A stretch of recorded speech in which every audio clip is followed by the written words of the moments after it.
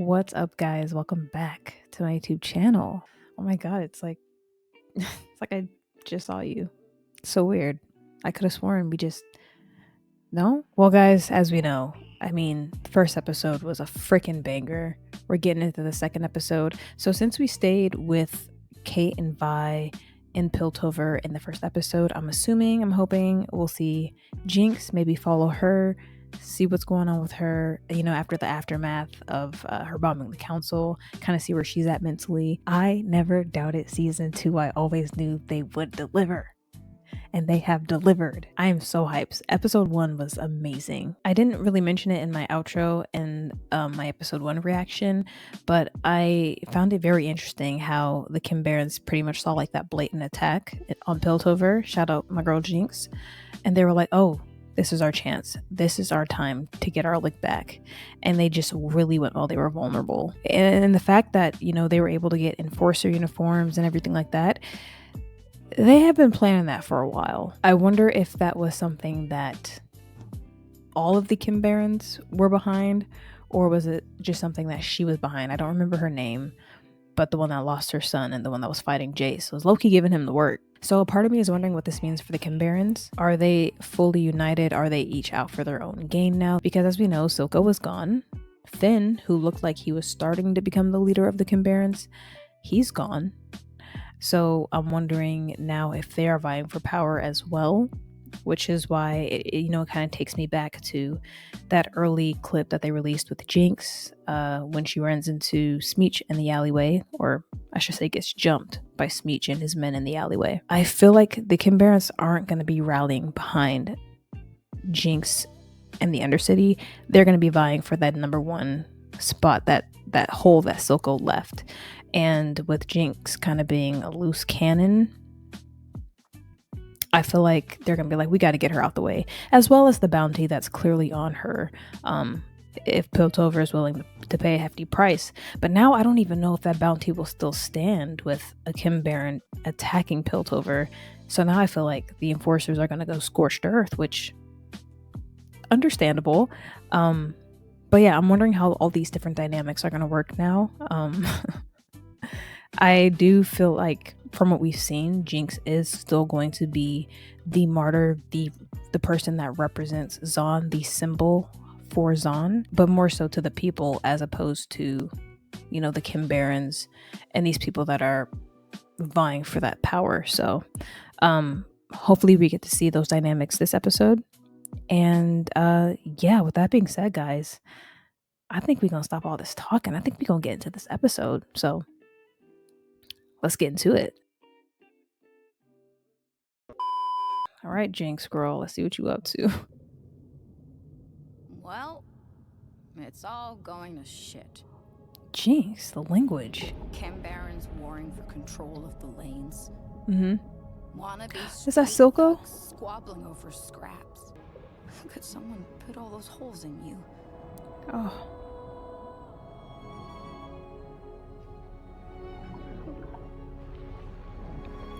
She burying him in the water? I used to say I could fix anything. Before I broke everything. Have you had enough?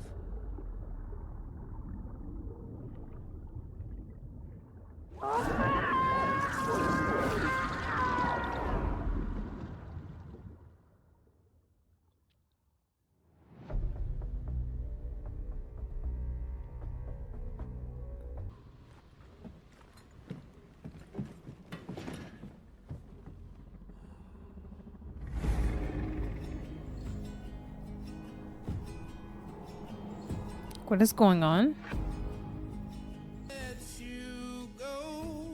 So it's just these three left. They're fighting for it.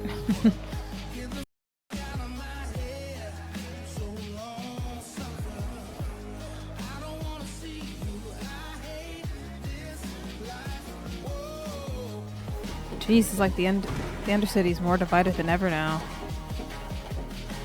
Power vacuums, man.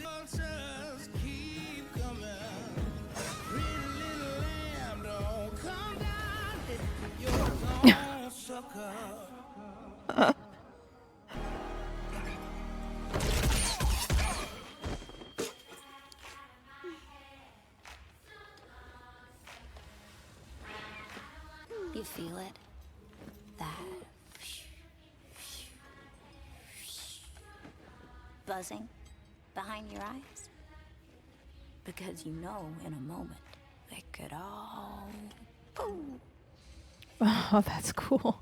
You ever need to curse a sibling or a family or a society? My card. I kind of like this side of Jinx, I'm not gonna lie. You ever wonder why fat brains like you always wind up working for grunts like me? No, never. You only use half your head. Plotting moves, calculating odds. You know how Silco took hold of the lanes? With his bare teeth. It just, seems, You go on ahead. Report back.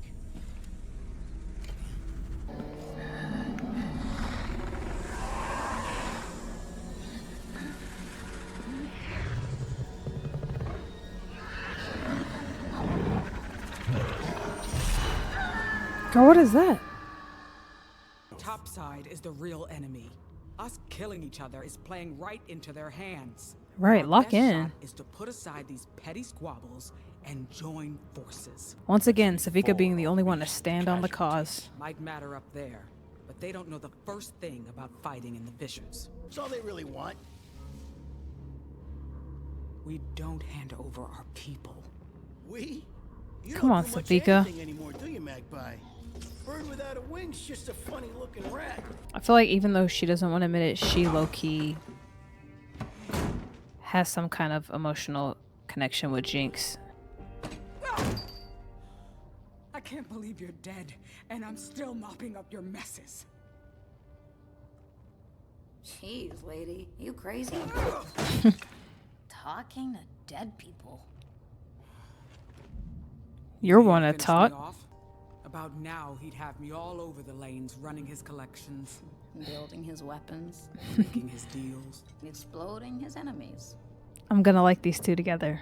The hell we supposed to do now?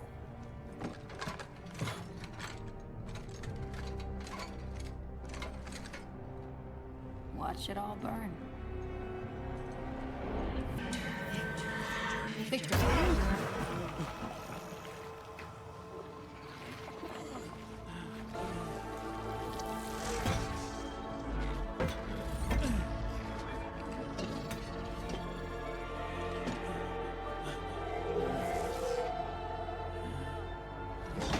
His whole body? Well, I mean, that means he's not sick anymore, though. Victor? My God. What am I? You're... Freaking machine. You're alive. The Hex Core. Victor, it saved you. Somehow it adapted to your injuries, changing and evolving. It was as if it was connected to you. I did my best using the notes from your leg, recorded everything. There are still so many questions, but... I was supposed to die. You promised to destroy the Hex Core. Oh no. We'll make this right. Together. I must say goodbye to this place now. To you. Where's he gonna go? Goodbye. Victor, you're my partner. Our paths diverged long ago. It was affection that held us together. Why does it sound like a You breakup? think it's so easy? I'm ready to see Ekko. It's all the fighting. We're gonna have capacity issues soon. And there's the security risk. We're not turning people away.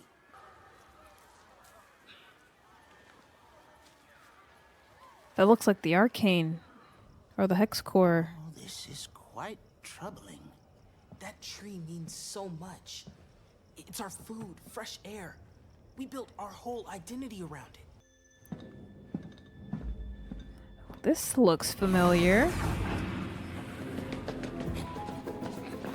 Now that Ekko's in Piltover, I kind of want him to meet Jace. Brambleback has left the jungle. Since they're both like scientists, Do engineers. realize code phrases don't work when you make them up on the spot. Dude, look at that rendering, man. Ugh. Fortiche. Jace! He's gonna meet Jace! Yes, of course. What the devil's gotten into Oh my god, this is so weird. For the intrusion. We were attempting to sneak in. Oh, pish posh, like you've never done it. Were you Okay. sleeping here? Clock that tea. You drink tea, Ekko?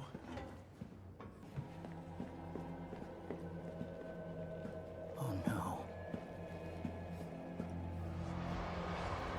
Where's Victor?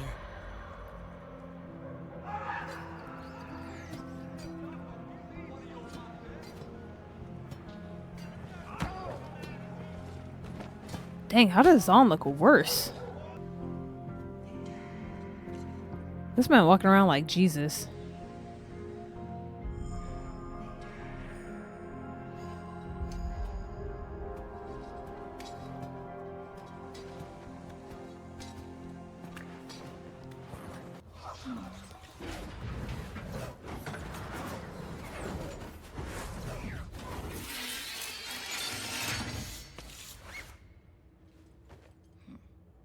Oh, this must be the new arm for Sevika. The hell is this green cloud?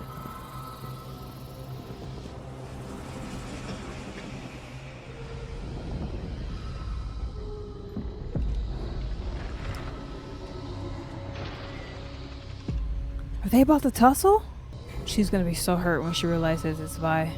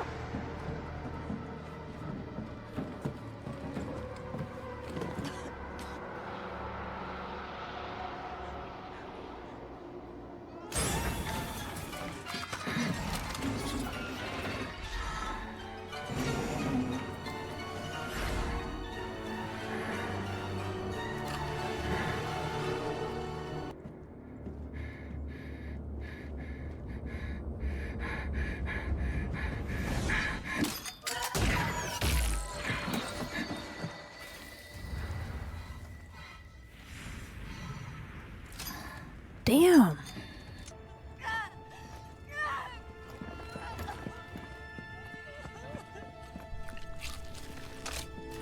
It's like, sir, not now.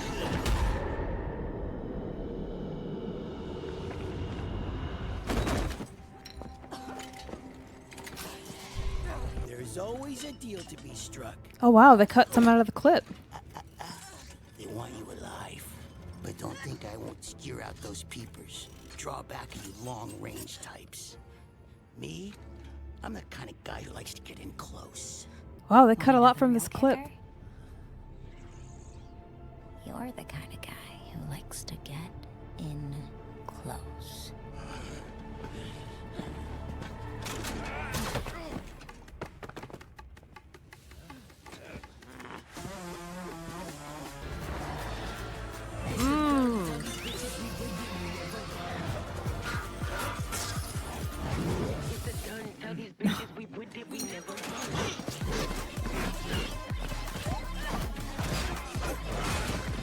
Did you get her? Oh no, I was like,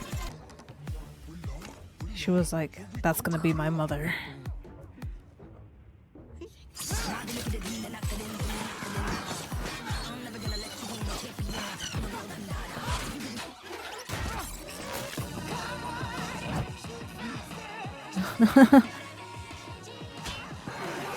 Not to get jinxed.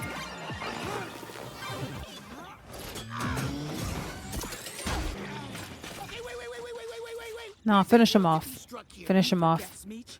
You already made your last offer. Time to take out the trash, girl. Wig all messed up.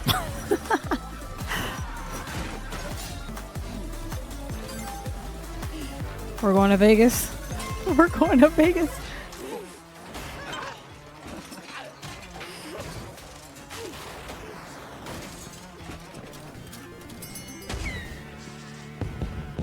Are we not going to talk about this random child?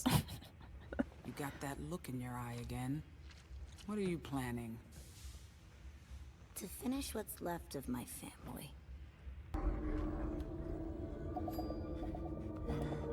Huck, you ain't gonna do nothing with that. Be so for real. Careful not to scrape up the gear.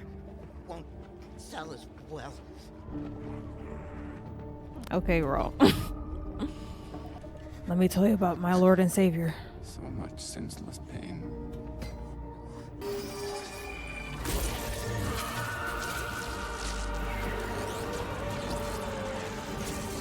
This is what it feels like experiencing Arcane for the first time.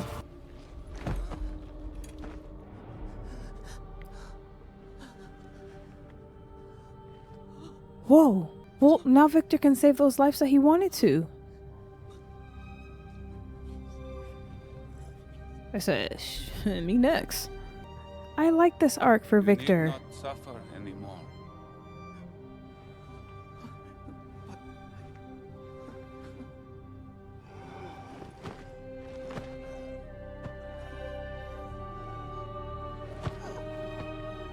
Is him healing people gonna be how he atones? Meanwhile, Is there a reason why he does this stuff?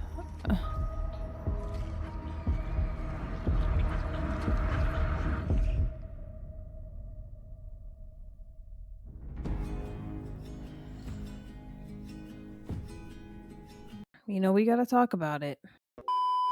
This arc with Victor, it was giving a few parallels with, like, regardless if you're religious or not, it was giving some very noticeable parallels with, like, Jesus and his disciples. So we know from season 1 that at the end of the day, Victor's goal was to help improve people's lives. We also know that he comes from the Undercity. Him having that really pivotal moment where, you know, the Hex Core kills Sky, his obvious guilt towards that, and then him wanting to die, you know, being upset that, you know, Jace used the Hex Core to keep him alive. I see two things happening with this arc. Now, the positive one being he takes this new power that he has, and to atone for, you know, the sins of his past, or to correct his wrongs. I mean, although Sky will never get her life back, you can now give back to your community where you came from. You can now make that conscious effort to heal those people, to help those people like you always dreamed of doing through your technology. Technically, it's really cool, but it's also a little bit frightening, because with that kind of power, you don't know what's coming with that. And also, we don't know how, yes, it's changed him physically, but we don't know what's going on up here. Is it going to have effects on his mental, how he thinks, things like that, how we perceive certain things? Is he going to become one of these righteous, like, god complex type characters? Now, mind you, I don't know about his League counterpart. I don't know where he's at as far as League lore at the moment. I don't know if he's supposed to turn into this big bad. I do know that people say that as of right now in League, like, him and Jace are not on good terms, and I'm seeing that now. I don't know, it's just like right now I'm really digging, and I'm behind what he's doing. I feel like it's gonna be a good thing for him, but I don't see how it could turn bad necessarily, or how it could turn evil necessarily, unless he just becomes like super self-righteous or something crazy like that. But it's, I don't know, it's almost kind of giving like Messiah. You're collecting your disciples and you're healing the people, you're providing them with all these miracles, and it's I don't know, it's an interesting arc, to say the least. And now I will say, although I love Victor, his arc wasn't like my favorite in season 1. So to kind of see him now where he's at in season 2, I'm like, oh, okay, Victor is someone to really pay attention to this season. So I am very excited to get more into his arc. But you know what we really got to talk about? We got to talk about Jinx. If there was a one dynamic that I enjoyed the most this episode, it's gonna have to easily be Jinx and Sevika. That duo is about to be, or might even be a trio, because I know that little kid is eventually going to get really close to Jinx. I want to know who this kid is and why the Kim Baron's henchmen were chasing this kid. I don't know if it's a guy or a girl. They don't talk, so I'm assuming either that's a choice or they physically cannot. Now, I'm not gonna lie, initially when people brought up the concept of Jinx taking on like this big sister or like a mother type role, I was like, Jinx needs therapy. She doesn't need to be a guardian over anybody else. But low-key, I feel like this kid could possibly heal Jinx's inner child, as well as, I mean, I keep hearing that same thing about what the writers said about this season. It's going to be the story of opposites, and how they were pretty much like, we're going to see these characters be like the opposite of who they were in season 1. And obviously we're going to see a more isolated and secluded Vi. But now I'm seeing like, okay, so we're going to see a really protective big sis Jinx, and I am very, very excited for that. This little kid is so cute. You can tell that they obviously look up to her. I am curious to see how this Sevika and Jinx dynamic is going to go, because per usual, Sevika is looking out for what's best for Zaun, what's the Undercity's best interest. I think she realizes that Jinx has kind of put things into motion. Actually, you know what? I don't know if Sevika is aware that Jinx is the one that ultimately killed Silco, but I mean, she obviously knows about her bombing the council because all the wanted posters, right? So clearly right now, Jinx just seems so far removed from whatever's happening in Piltover. She hasn't even really brought up like, yeah, I bombed the council, it was the whole thing. Killed Silco, it is what it is. I can see Sevika being like, okay, these Kim Barons clearly doesn't have what it takes to, run the Undercity. We're more divided than ever right now. This is a time where we really need to unite. And I definitely see her pushing Jinx to kind of step into a more important role. Not necessarily the leader of Zaun, but you've got all this influence. How are we going to use it to benefit Zaun and the people of Zaun? I think that's the kind of mode that Sevika's on right now. And I love her for it. And can I just say, that scene in the arcade, my God. First of all, the damage that Hextech bullet did, it like not only shot through, but it burnt like a hole. Like you could see the hole still spreading after the fact. Caitlyn's not down for talking. She's out for blood. I definitely, because beforehand, I was like, what's it going to be that's going to kind of send Caitlyn or Vi over the edge to the point where, they have some kind of falling out, which is why we see like the pit fighter Vi later in the series. Honestly, like at first, initially, I was like, maybe it's something Vi does, but what if Vi is the one that's like, yo, you are too far gone, and she's the one that has to take a step back? I don't know, Caitlyn, I'm kind of scared of you, girl. You're scaring me.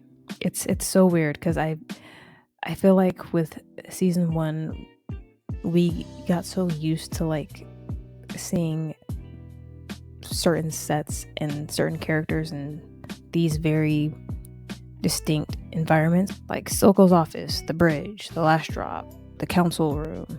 And I feel like now we're just seeing like so much more of the world, but now it just feels like, I don't even know how to describe it. You guys know what I'm trying to say? Like, we're seeing her coming out of Silco's office using like the back alleyway door, and more inside of, Caitlyn's house, and more inside the council building. And I'm just like, oh my God, we saw a lot more Piltover in that first episode. And now I'm just like, wow, this world is really expanding. And that just it has me even more excited for, once this wraps up and, we sadly finish off with these characters.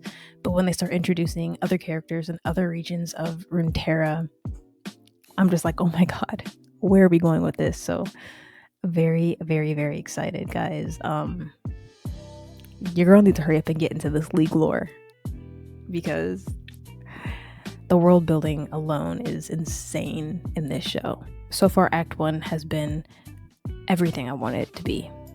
Everything I wanted it to be. So now we are going to get into this third episode, and I get a feeling this is going to be where Jinx and Vi clash. From what we saw in the teaser, the trailers, what we saw in the trailers. So we're gonna get to it. If you guys have made it to this point in the video, thank you so much for sticking around and checking your girl out. What? Now, as always, if there are other social media platforms that you'd like to check me out on, I will be posting them right up here. So go and check your girl out.